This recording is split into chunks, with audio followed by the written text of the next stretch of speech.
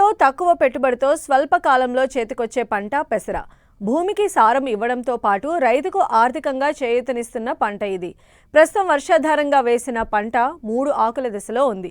అయితే అడపాదడపా కురుస్తున్న వర్షాలకు పెసర్లో ఎర్రగొంగళి పురుగు సమస్యగా మారింది.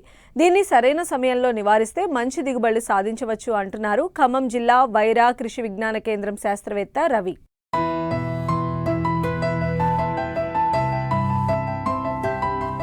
పెసర పంటను వర్షాధారంగా నీటి పారుదల కింద 3 కాలాల్లోనూ సాగు చేస్తున్నారు రైతులు. ప్రస్తుతం ఖరీఫ్లో చాలా ప్రాంతాల్లో రైతులు పెసరను సాగు చేశారు. ఇటు కందిలో, పత్తిలో అంతర పంటగా కూడా వేశారు. ప్రస్తుతం వివిధ ప్రాంతాలలో 3 ఆకుల దశలో ఉంది. ముఖ్యంగా ఖమ్మం జిల్లాలో ఈ ఏడాది పెసర సాగు విస్తీర్ణం అధికంగా పెరిగింది. కురుస్తున్న వర్షాలకు పెసరలో ఎర్రగొంగళి పురుగు సమస్యగా మారింది. ఈ పురుగులు ఒక పొలం నుండి ఇంకో పొలానికి తిరుగుతూ ఆ ప్రాంతంలో తీవ్రంగా నష్టాన్ని కలుగజేస్తాయి. వీటిని గుర్తించిన వెంటనే సమగ్ర యాజమాన్యం చేపడితే మంచి దిగుబడులను పొందవచ్చంటున్నారు ఖమ్మం జిల్లా వైరా కృషి విజ్ఞాన కేంద్రం శాస్త్రవేత్త రవి. ప్రస్తుతానికి తెలంగాణ రాష్ట్రంలో చాలా వరకు కూడా మనకు ఈ అపరాల సాగు అనేది కూడా చాలా వరకు గణనీయంగా ఈ సంవత్సరం పెరిగింది.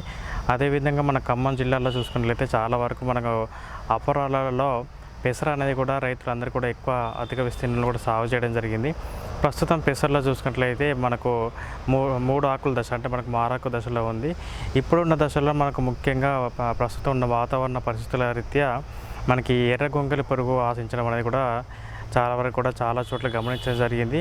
ఈ ఎర్రగొంగళి పురుగు కనుక ఒకసారి కనుక మనం చూసుకున్నట్లయితే దీనికి చాలా మనకు 4 దశలు ఉంటాయి. నుంచి వచ్చిన మనకు లార్వా అనేది కూడా మనకు ఒకసారి చూసుకున్నట్లయితే లార్వా మొత్తం కూడా మనకు పసుపు రంగు నుంచి నల్లటి రంగుల వెంట్రుకలతో కూడా మనకు కప్పబడి ఉంటుంది.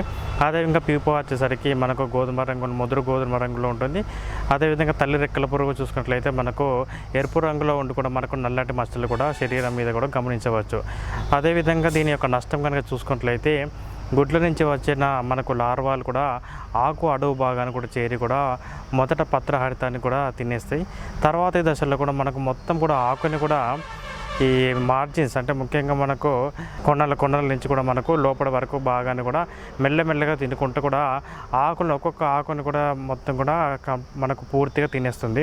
ఎప్పుడైతే కనుక దీని ఉధృతి కనుక ఎక్కువ చూసుకున్నట్లయితే మొత్తం మన చెట్టు కనుక చూసినట్లయితే మొత్తం ఆకులు కూడా మొత్తం కూడా పోయి కూడా కేవలం కూడా మనకు కాండమే మిగిలిపోయే పరిస్థితి ఏర్పడుతుంది. ముఖ్యంగా దీని యొక్క సిమ్టమ్ చూసుకున్నట్లయితే ఎప్పుడైతే కనుక దీని అధిక శాతంలో ఉధృతి చూసినప్పుడైతే మొత్తం మనకు కేవలం ఒక కాండం మిగిలిపోయి కూడా ఆకులు కూడా లేకుండా మొక్క కూడా మొత్తం గిడిసబారిపోయే అవకాశం ఉంది.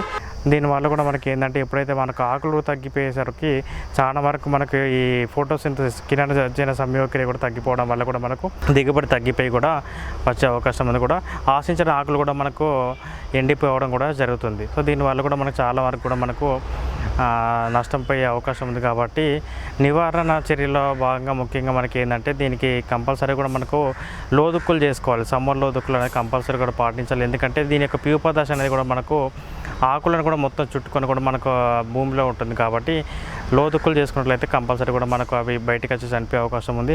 అదేవిధంగా మనకు సకాలంలో మనం విత్తుకోవడం ఒకటి, అదేవిధంగా ప్రాపర్ సూచించిన మేరకు మనకు స్పేసింగ్ ఏర్పరచుకోవడం, అదేవిధంగా సరైన మోతాదులో విత్తనం వేసుకోవడం, అదేవిధంగా ముఖ్యంగా మనం వేసే పెసర కాకుండా పెసరతో పాటు కూడా మనకు మిగతా అంతర పంటలు కూడా ఇంటర్ క్రాప్స్ కనుక వేసుకోవాలి. అదేవిధంగా ఒకే పంటను మనకు అధిక సార్లు వేసుకోకుండా ఎప్పటికప్పుడు కూడా మనం దాన్ని పంట మార్పిడి కూడా కంపల్సరీ కూడా చేసుకోవాలి. అదేవిధంగా ఎప్పుడైతే మనకు తొలి దశలో కనుక ఆకు అడుగు భాగాన్ని కనుక ఈ లార్వలు కనుక కనబడితే వెంటనే వాటిని తీసేసి నాశనం చేయడం, చేయితో తీసి నాశనం చేయడం అనేది ఒక మంచి పద్ధతి. లేనట్లయితే అది అధిక విస్తీర్ణంలో చెట్టు మొత్తం పాకి కూడా మనకు కాండము మిగిలిపోయే అవకాశం ఉంది. కాబట్టి వెంటనే చేయితో తీసి నాశనం చేయడం, అదేవిధంగా చుట్టూ మనకు పంట చుట్టూ ఉన్న ఈ పురుగుకి స్థావరాలు ఉన్న వాటిని కూడా కలుపు మొక్కలు తీసి నాశనం చేయడం. ఈ పురుగు అనేది కూడా ఒక పొలం నుంచి ఇంకో పొలంకి వెళ్ళి కూడా దాన్ని నాశనం చేసే అవకాశం ఉంది. కాబట్టి ఒకవేళ కనుక రైతులు కనుక ఒక పక్క పొలంలో కనుక దీని యొక్క ఉధృతి గమనించినట్లయితే వెంటనే దాని చుట్టూ కూడా మనకు ఏంటంటే మనకు ట్రెంచెస్ లాగా చేసుకొని దాన్ని నాగల్ సాల్తో కూడా మనకు లోతులు చేసుకున్నట్లయితే ఇంకో దగ్గరికి పోకుండా కూడా లోతుల పడి కూడా మనకు వాటిని చనిపోయే అవకాశం ఉంది కాబట్టి వాటిని తీసి కూడా నాశనం చేయవచ్చు. అదేవిధంగా ముఖ్యంగా ఇది మనకు జిల్లేడు చెట్టును కూడా ఎక్కువ కూడా ఆశించే అవకాశం ఉంది కాబట్టి జిల్లేడు మండలు కనుక వేసుకున్నట్లయితే ఆ జిల్లేడు మండలపై కూడా ఈ లార్వాలను వచ్చేసి కూడా ఆకర్షింపబడతాయి. కాబట్టి ఎప్పుడైతే అధిక ఆకర్షించిన ఆ జిల్లేడు మొక్కలు మనకు తీసి వెంటనే నాశనం చేసినట్లయితే తద్వారా కూడా మనకు దీన్ని కూడా యాజమాన్యం చేసుకోవచ్చు. అదేవిధంగా సస్యరక్షణలో భాగంగా ముఖ్యంగా మనకు లాంబ్డా సైలోథిన్ 0.6 ml కానీ లేకపోతే మనకు కినార్ఫాస్ 2 ml కలుపుకొని పురుగు మందులు మార్చుకుంటూ మనకు పురుగు ఉధృతిని బట్టి మనం పిచికారీ చేసుకున్నట్లయితే చాలా వరకు కూడా గొంగళి పురుగు నుంచి సమస్య కూడా బయటపడే అవకాశం ఉంది. ముఖ్యంగా ఎర్ర గొంగళి పురుగుల నివారణకు లైట్ ట్రాప్స్ పెట్టుకుంటే చాలా వరకు అరికట్టవచ్చు. అలాగే పొలం చుట్టూ కందకాలు తీయడమే కాకుండా జిల్లేడు చెట్లను పెట్టుకున్నట్లయితే ఆ పురుగులను జిల్లేడు ఆకర్షిస్తాయి. దీంతో ఈ పురుగుల బెడద నుంచి పంటను కాపాడుకోవచ్చు.